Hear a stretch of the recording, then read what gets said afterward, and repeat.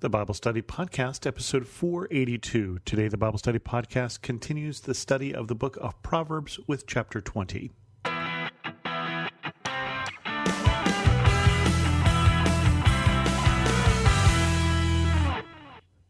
Welcome to the Bible Study Podcast. I'm your host, Chris Christensen. We continue on our study with Psalm 20, which goes like this. Wine is a mocker and beer a brawler. Whoever is led astray by them is not wise. Some things don't change. Apparently, we don't drink wine or beer to make us smarter. Nor, for that matter, anything that influences our brain chemistry is probably not going to make us wise. A king's wrath strikes terror like the roar of a lion. Those who anger him forfeit their lives. This is very similar to the verse we had last week about the roar of a lion that we remember talking about. And it's really just good advice. Don't anger the king. Don't anger somebody with power. It is to one's honor to avoid strife. Again, a lot of Proverbs here about being argumentative, starting fights, and that it is wise to avoid fighting. And here it's saying to one's honor. And obviously the reason for that is that quite often we think the opposite. If I had a nickel for every time I ran into somebody in juvenile hall who got there because somebody said something bad about them and they couldn't just let it go, it wasn't a good decision. And quite often it led to something that they now regret. Sluggards do not plow in season, so at harvest time they look but find nothing. It is too late at harvest time to decide you should have plowed the fields, right? And that's something that even non-farmers like us know. And yet, how many times do we put off that decision? How many times do we put off getting that degree or finishing that thing that we've got to do or looking at the homework that we've got or all of those things that we put off, and we put off until it's too late?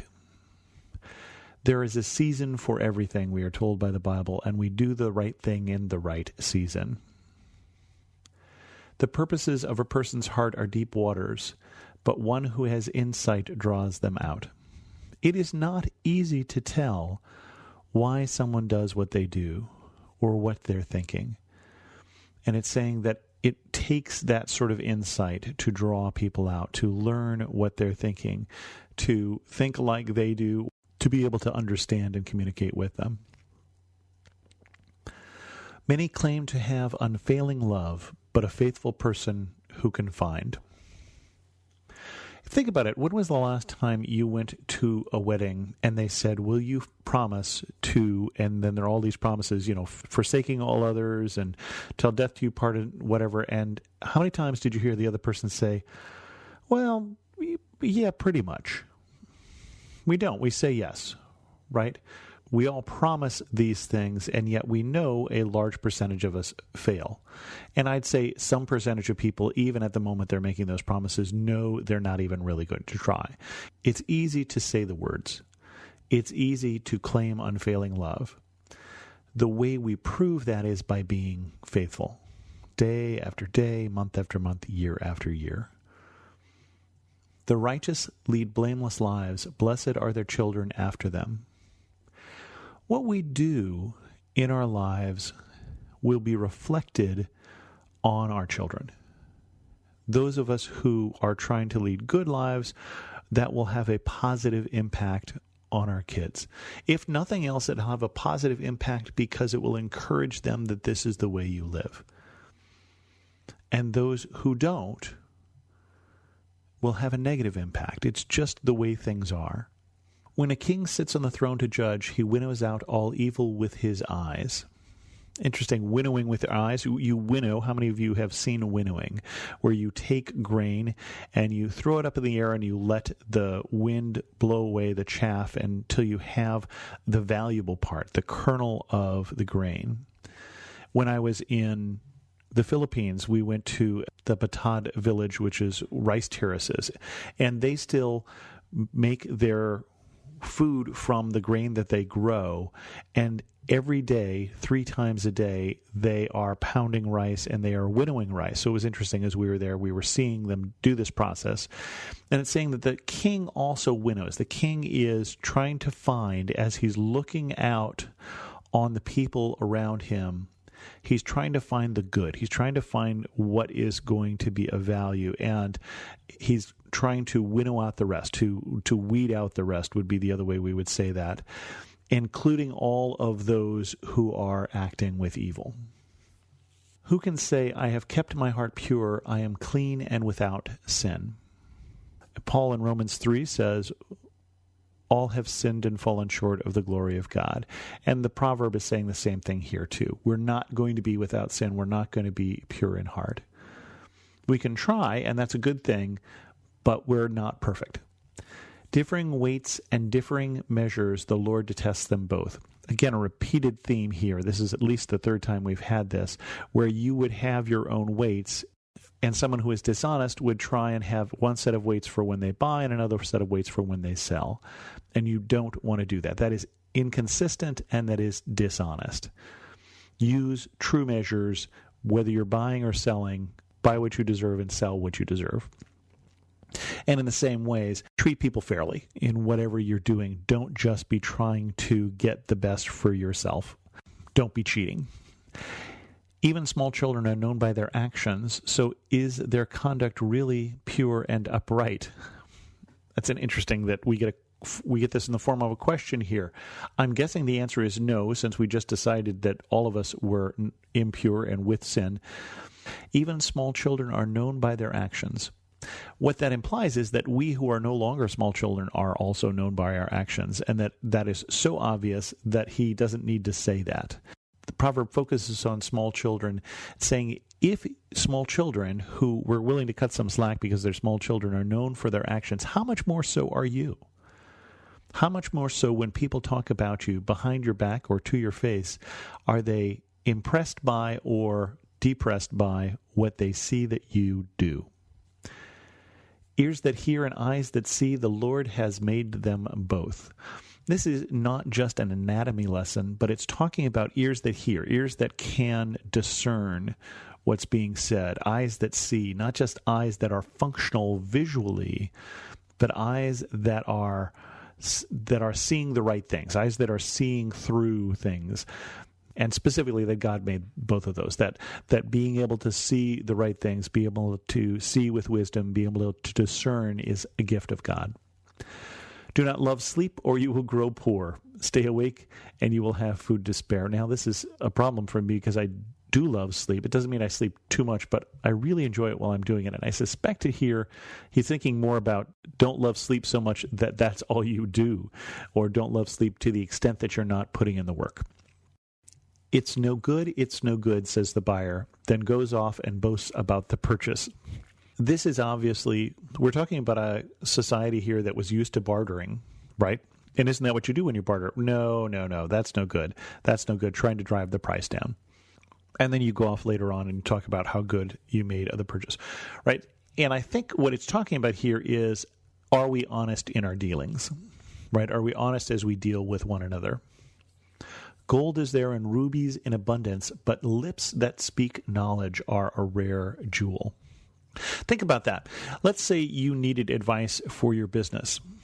How much would it be worth for you to get good advice, or to know that you were getting good advice? People pay all sorts of money for business coaches, for life coaches, for all of those things, because we understand that knowledge, that people who can save us from making that mistake, who can save us from heading in that wrong direction, the counselors, the advisors, all of those things have great value. Greater value even than gold and rubies, the proverb is saying. Take the garment of one who puts it up for security for a stranger. Hold it in pledge if it is done for an outsider. This again is talking about how we deal with those who don't have power, how we deal with those who are outside the community and therefore vulnerable. And it's saying at this point, take the garment if someone's putting up for security. Take a risk on them because God cares for them. God cares for those without power especially, the poor, the outsider, the foreigner, the servant. We should go the extra distance to care for them as well. Food gained by fraud tastes sweet, but ends up with a mouthful of gravel. A mouthful of gravel does not sound good. Food gained by fraud has a sour aftertaste. that it's not the best thing to do, that it may feel good at the time, but is not good in the long term. Plans are established by seeking advice, so if you wage war, obtain guidance. Again, we talked about guidance above. How much more so when lives are on the line? Think about the Iraq War and think about what poor intelligence we had and how that has been damaging to the number of people who died in the American forces, but the number of people who died in Iraq and the terrible destabilization of that region, and how much of that came from having bad advice and bad intelligence going in. So how much more so when lives are on the line should we obtain wise guidance? A gossip betrays confidence, so avoid anyone who talks too much.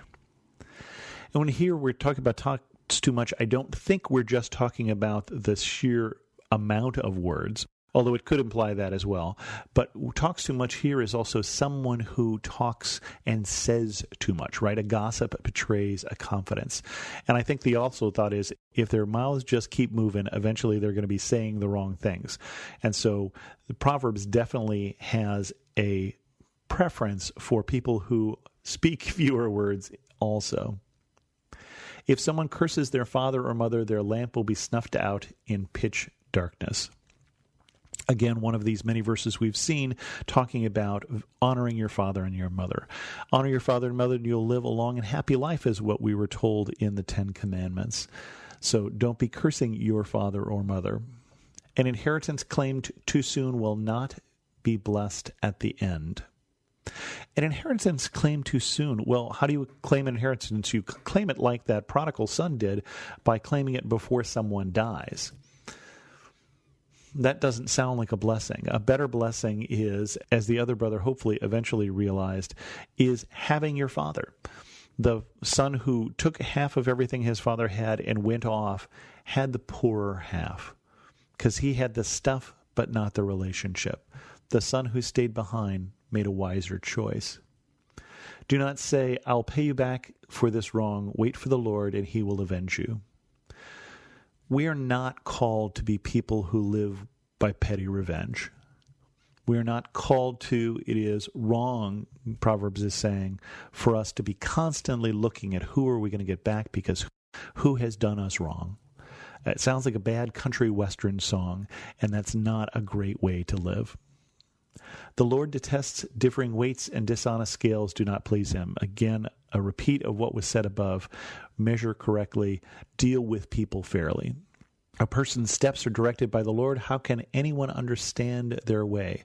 Well, I think we learned very early on in this chapter that it takes great insight to understand somebody's way, and maybe we don't know what they're doing, is possibly what this one is implying. How can anyone understand their way if they're being directed by the Lord? Maybe cut them a little slack there.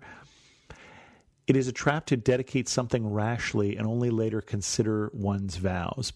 Dedicate something rashly, we have to put this in context. You could say this item is dedicated to God's use. It could become holy, as in set apart for God's use. And if you set apart your car for God's use and then realized you needed to run to the store for some other purpose, that might be something that was done too rashly. I'm not sure how that carries over into our lives, because I think dedicating something to God's use is not something we do, or maybe it's not something we do enough. A wise king winnows out the wicked. He drives the threshing wheel over them. Again, we have this threshing analogy here and this winnowing, but this time it's saying the threshing wheel. And the threshing wheel is after you've winnowed the grain, you're going to thresh it, you're going to break apart those kernels, and that is something where you use a great heavy weight. In Roman times, that heavy weight was called a tribulum, and we get our word tribulation from that. I feel crushed by this heavy weight. And here it's saying that those who are winnowed out by being wicked by the king, you're going to be crushed. You're going to have a tribulation. So don't be wicked. Don't be wicked before the king. And remember, God is our king. The human spirit is a lamp of the Lord that sheds light on one's inmost being. There's an alternate version of this in terms of translation, which is a person's words are the lamp of the Lord that sheds light on one's inmost being. That one is a little easier to understand. Your actions and your words both tell what's going on inside. How can you tell what somebody is thinking? What do they say and what do they do? Love and faithfulness keep a king safe. Through love, his throne is made secure. You don't make your throne secure by being that terrible tyrant who just makes everybody fear them. Many a tyrant has tried, but that is not wise. The glory of young men is their strength. Gray hair is the splendor of the old. When we are young, we boast about our strength, but when we get older, we don't get stronger. Hopefully, though, we get wiser. And the gray hair, the hair that is being used, is, I think, a symbol here in Proverbs of that we have grown older and wiser. Blows and wounds scrub away evil, and beatings purge the inmost being. Yikes, first of all. I'm not sure this is intending us to do self-flagellation here, but it certainly sounded like that at first reading. But think of it perhaps as discipline, that sometimes the way that we need correction is we need to be disciplined. We need to be disciplined by those in authority, or we need to be disciplined by God who has the ultimate authority, to make sure that our paths are straight and that we're heading in the right direction. With that, we're going to end this episode of the Bible Study Podcast. We only have 11 more chapters left to go in Proverbs. If you have a question, send an email to host@thebiblestudypodcast.com, or better yet, leave a comment on this episode at thebiblestudypodcast.com. And as always, thanks so much for listening.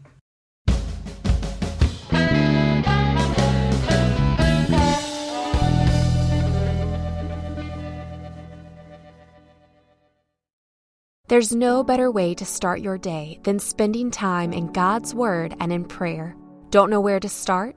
We have a free daily prayer podcast created to help you do just that. The Your Daily Prayer podcast delivers a thoughtful devotional and timely prayer to you 7 days a week.